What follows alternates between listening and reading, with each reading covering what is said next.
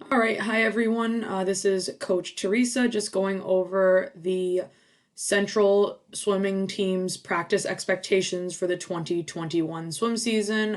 As you know, we are impacted by COVID regulations and safety precautions, so the way we do practice is going to be very different from what we typically have done in the past. So I just want to make sure everyone knows exactly what we're asking you to do in order to maintain everyone's safety.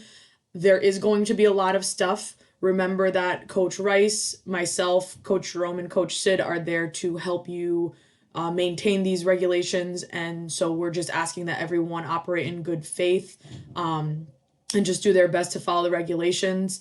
And we will help you follow them. But I just want people to know ahead of time that there are going to be some things that may prevent you from getting into practice. So it's better to know ahead of time so you know what the protocols are, what we're expecting, and how things are going to be enforced. All right, so make sure that you are paying attention to this entire presentation because there's a lot of different things. Be thorough, note the details. The idea here is to be as safe as possible. And by going through this presentation, you're agreeing to follow all the expectations in good faith in order to keep yourself, your teammates, your coaches, and all of our households as safe as possible. And this also means that you understand that if you do not follow these expectations, this could result in your immediate dismissal from the team, as safety is the most important objective right now. So, breaking down the expectations into different parts of your process of attending practice. Some of this also will include attending meets. So before you leave your home, you should ask yourself if you're feeling ill at all. So do you have a fever? Do you have a cough? Are you sneezing? Do you have a runny nose or a stuffy nose? Do you have a loss of smell or taste? Do you have headache? Do you have fatigue? Are you vomiting? That also includes if you're having diarrhea or nausea. We need to make sure we're being safe. It's better to be safe than sorry. So if you are feeling ill at all, even if it would be typically something you would work through, do not come to practice. Make sure to inform me via Remind or via any other form of communication that we have if you are feeling any symptoms, because it's going to be important that we keep track of them to determine whether it is a symptom of COVID-19 or whether it was just a typical headache or just a day where you're feeling congested. We need to make sure we're keeping track of that. But I will not allow you into practice if you're experiencing any of these symptoms. We're going to be checking in with you every day. So if you are experiencing a symptom, it's better to stay home. It's better to be safe, and you will not experience a penalty because of not coming to practice if you're just being cautious. So the key is making sure that we are communicating. If you miss practice without letting me know ahead of time, I'm going to assume that you are ill, and I will have you follow the return to practice protocol. So make sure you are communicating with me, because if you're not, that return to practice protocol is up to 2 weeks long. So make sure that I know what's going on. Make sure that you're prepared before you leave the house. You need to arrive dressed in your suit. I will not let you use the locker rooms before practice to change. So come to practice already dressed with your suit underneath your clothes. That's number one this year. We need to minimize the use of the locker room. So if you come without your suit on, I will ask you this at the door. If it is not already on, I'm sending you home. Have your other swimming equipment in your bag, your cap, your goggles, your towel, a change of clothes. And remember that the COVID additions, you must have at least one mask, but I'm asking that you bring 2 masks in case one gets wet. No gaiters are allowed. It's only cloth or surgical masks. So if you come to practice in a gaiter, I'm going to send you home. And you don't have a backup mask, I'm sending you home. You should have hand sanitizer. You must have water. You will not be allowed to use the water fountains, so you need to provide your own practice hydration. So if you know you drink a lot of water, make sure you're coming with all of your water. So if that means bringing a gallon, bring a gallon. I'm not going to let you practice if you do not have water. So again, I will send you home at the door if you do not have water as part of your preparations. These are our pods. So make sure that you are sticking with your pods. Your arrival time, if you're in pod A, is 2:50 p.m. Your pickup time is 4:40 p.m. Pod B, arrival time is 4:20 p.m. and your pickup time is 6:10 p.m. You are sticking with this pod the entire time. There are some people who are going to have to wait a little while before they get to practice. You guys know who you are, but you will be part of the pod as assigned at the right now. Some notes on pods. Again, they're going to remain the same for the duration of the season. There is no switching pods for any reason. Pods will have the same practice times for the duration of the season. Arrival and departure has been set up to minimize contact between pods during practice. And pods will participate in meets at the same time. For practices, if you show up at the wrong time, you are not practicing. Period. End of story. I'm going to send you home. So make sure you know your pod and make sure you follow through with the arrival and departure time for your pods. Arrival time. Arrive at your pod's designated arrival time, not later. So if I find that you are consistently tardy to practice, I am going to have you stop attending. I'll remove you from the team for the season. That is a safety concern.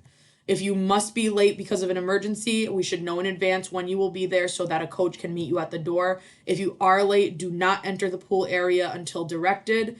There are no drop and drives, so your ride needs to wait until you are checked in, just in case you need to be sent home, because you may think you're good, but you may not follow. You may not be checking off all the lists in the check-in process. So no drop and drives. If you are dropped off and your ride goes away, you will get one warning. If that happens again, I'm going to dismiss you from the team. Again, safety above all else. We need to make sure we're following the precautions. So make sure that your rides understand this. Our check-in procedures. You're going to line up at the theater door near the pool. This is the same door that we use to leave most of the time during typical seasons in the past. So this is going to be our entrance and exit for the season.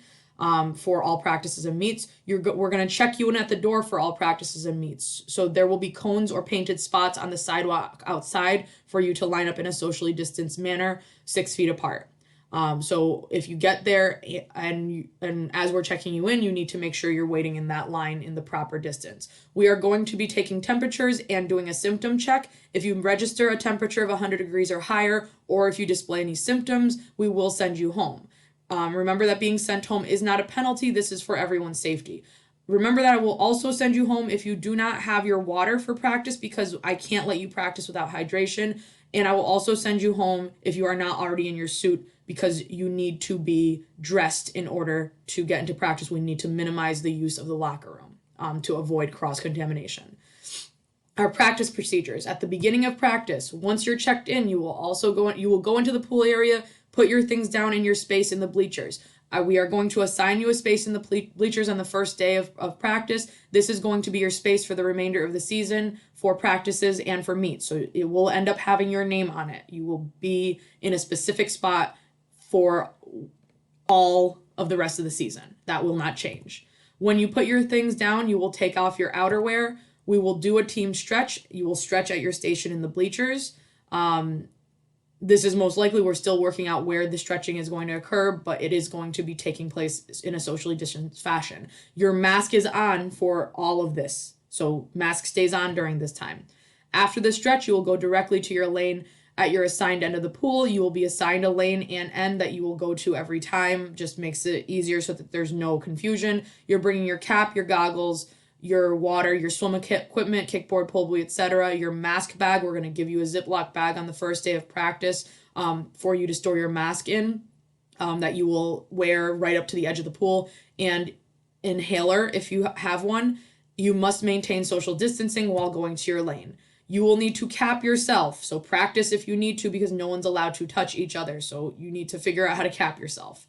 Once you're in your assigned starting spot, you will place your equipment and water at the end of the lane. Then you will remove your mask, put it in your mask bag, seal the bag, and then get in the pool and get ready to begin practice.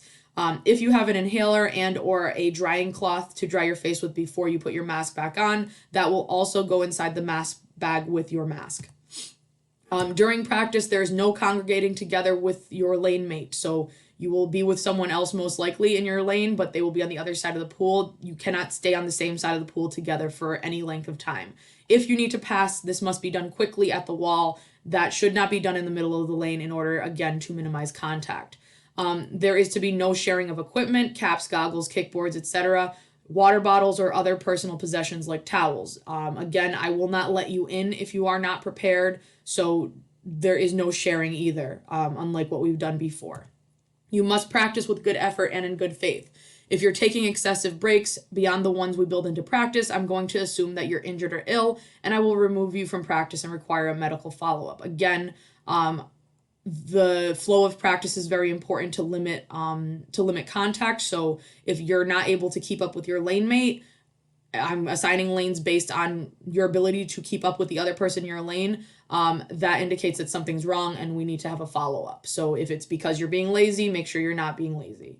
If you need to use the restroom during practice, you must notify me, as you must be escorted. Only one person may use the bathroom at any given time, and you will need to put your mask on as you exit the pool. Again, this should be minimized. So I'm not letting you use the bathroom just because you want to escape from practice. Use it. I'm going to let you use it once during practice, if at max. If you need a long rest during practice, you will be escorted to the mask break area where you can take your rest. Only one person may be in the mask break area at any given time. You will need to wear your mask to the mask break area before you take the mask off to catch your breath. At the end of practice, at the completion, you will put your mask on and bring your equipment, water, and mask bag back to your assigned section in the bleachers. You must maintain social distancing while going to your spot in the bleachers. You will complete the post-practice stretch in your assigned spot, and then you will collect your materials and go to the locker room to change. You will be able to leave your equipment, kickboard, pull buoy, and mask bag at your assigned spot. Overnight, you must maintain social distancing while going to the locker room. Departure procedures, you will leave through the locker room regardless of whether or not you change.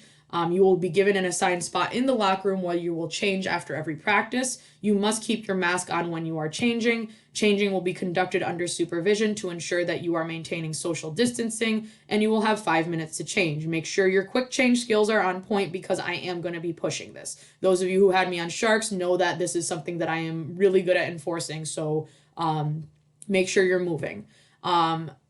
You must wait until the entire pod is done changing. You will be escorted outside afterwards, and you must maintain social distancing while leaving the building. Your departure time, there is to be no waiting for rides. Very, very important. You need to ensure that your ride is ready to pick you up at, or ideally before. They should be waiting for you at your departure time. So if departure time is 4:40, your ride should be there before 4:40. If your departure time is 6:10, your ride should be there waiting for you before 6:10, ideally by 6 o'clock. So it is okay for your ride to wait for you. It is not okay for you to wait for your ride. They need to be ready. If I find that your ride is not ready for you, I should say not ready for you more than once, I will dismiss you from the team as a safety risk. So if your ride is a chronic issue, that's a safety issue and you will not be able to participate. So make sure that you discuss this with your rides so that they understand how serious I'm taking this. If an emergency does arise with your ride at any given practice, your parent or guardian is responsible for contacting me as soon as possible so that I am aware of the situation, because I understand that emergencies will happen. However, they need to be minimized as much as possible. Notes about meets. Meets procedures will be discussed and reviewed during practices leading up to our first meet on January 22nd because we need to discuss the specifics. They will be very similar to practice procedures. There are no spectators allowed at meets, so make sure that your friends and family know this. You will not be allowed in. Only the participant can come in. Meets will be live streamed to the best of our abilities. So hopefully we will be able to set it up so that your friends and family can watch the meet being live streamed. Reminder that I reserve the right to remove anyone from the team for any time for any reason. I reserve the right to remove anyone from practice at any time for any reason. The health and safety of the team is paramount, and I will not be taking risks. Please make sure you are serious about your participation this season. So finally, I know that this is very serious, and I realize that this is a lot to take in. We are going to help you follow regulations. There are going to be times where someone forgets and needs a reminder, but I ask that everyone act in good faith and understand that these regulations are in place to keep us all and our families safe. We are lucky to have this opportunity, so let's make the most of it. Remember, if you ever have any questions or your parent or guardian has any questions, make sure that you let me know right away. We're going to make this work, and it's just going to take a lot of working together in cooperation to do things a little bit differently this season.